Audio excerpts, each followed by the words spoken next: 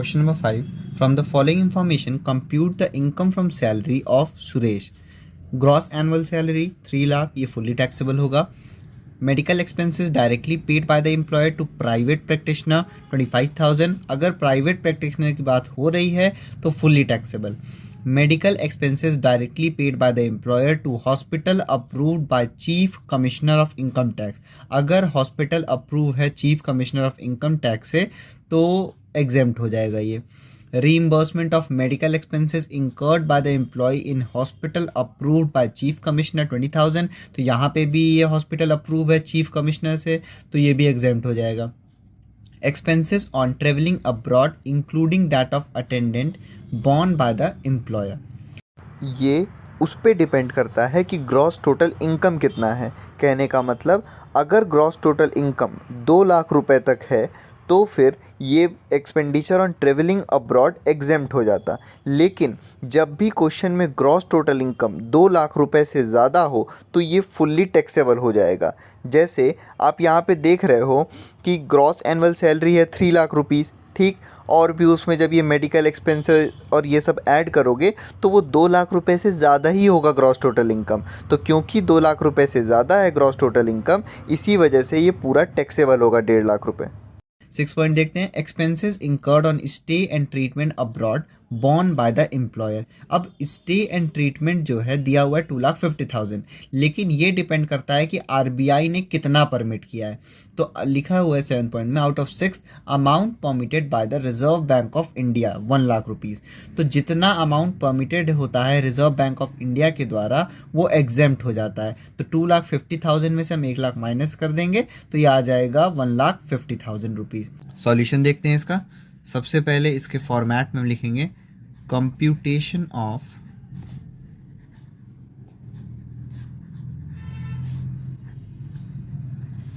Taxable income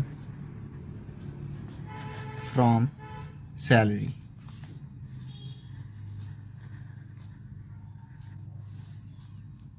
assessment year दिया हुआ था तो हम वो भी लिख देते, वो नहीं दिया हुआ है। सीधे फॉर्मेट अब आ जाते हैं। सबसे पहले हम लिख देंगे ग्रॉस एनुअल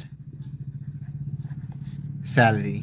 तो ग्रॉस एनुअल सैलरी दे रखा है इसमें 3 lakh rupees.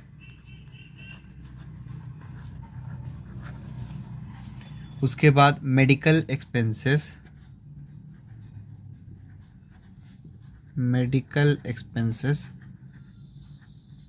Directly paid by employer to private practitioner.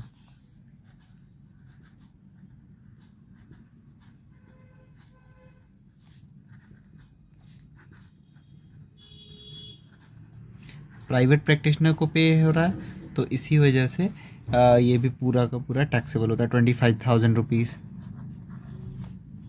फिर उसके बाद मेडिकल एक्सपेंसेस जो कि अप्रूव हो रखा है तो वो एग्जेम्प्ट हो जाएगा।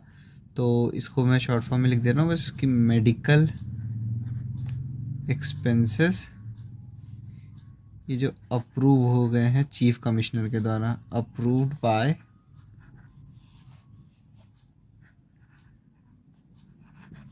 चीफ कमिश्नर, तो ये एग्जेम्प्ट हो जाएगा।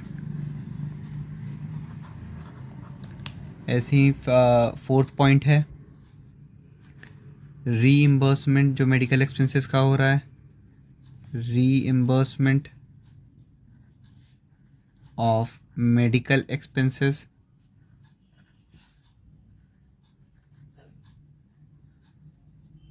ये भी अप्रूव्ड है bye chief commissioner,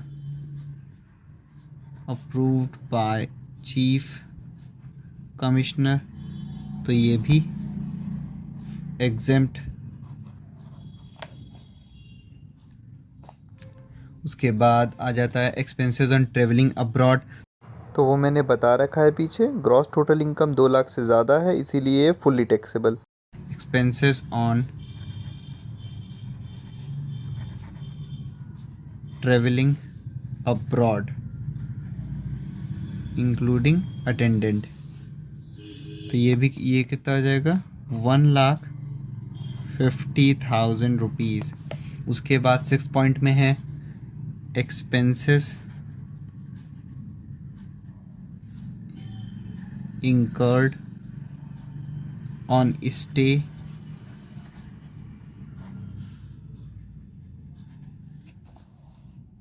and treatment abroad borne by the employer. Abroad borne by the employer. तो इसमें मैंने बताया था जितना अमाउंट आरबीआई से अप्रूव होता है वो एग्जेम्प्ट होता है, ऐसे तो 2,50,000 एक्सपेंसेस हुआ था, लेकिन उसमें से 1,00,000 रुपीज़ जो है वो आरबीआई ने अप्रूव कर दिया था, परमिट कर दिया था, तो 1,00,000 रुपीज़ एग्जेम्प्ट हो जाएगा। तो 2,50,000 माइनस 1,00,000 आ जाएगा 1,50,000 रुपीज़।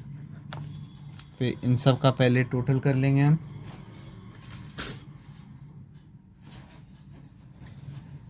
तो ये आ जाएगा आपका 3,25,000 प्लस 1,50,000 प्लस 1,50,000।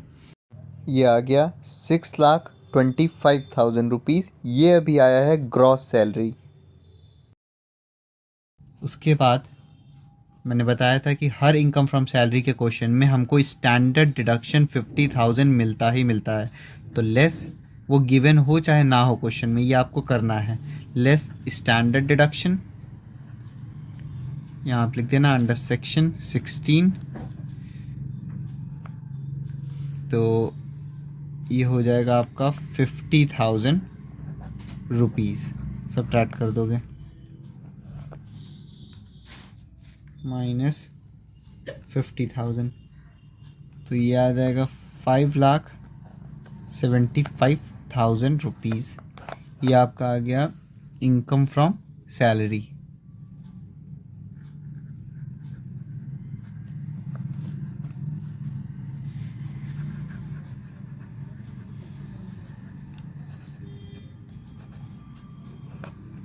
तो ये 16 सबसेक्शन 1 होगा।